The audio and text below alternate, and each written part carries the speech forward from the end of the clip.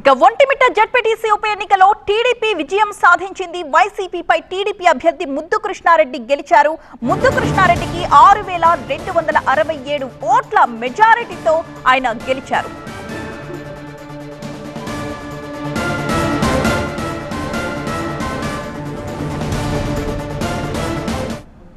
నాకు ఇవ్వడం వల్ల ప్రజల్లోకి వెళ్ళి ప్రతి ఒక్కరికి సేవ చేసుకునేదానికి అవకాశం ఇచ్చారు. ఈ విజయం 30 ఏళ్ల చరిత్ర తిరగరాసింది. ఈ విజయాన్ని మేము బాగా సెలబ్రేట్ చేసుకుంటాం. అలాగే ప్రతి ఒక్క ఓటరు ఈ బుద్ధి చెప్పారు వైసీపీ వాళ్ళకి. వాళ్ళు చేసిన అరాచకాలు మామూలుగా చేయలేదు. ఏజెంట్లను లాగడం, కొట్టడం, అలాగే ఎన్నో దౌర్జన్యాలు చేశారు. ఈ అవకాశం ఇచ్చిన ప్రజలందరికీ నా ధన్యవాదం.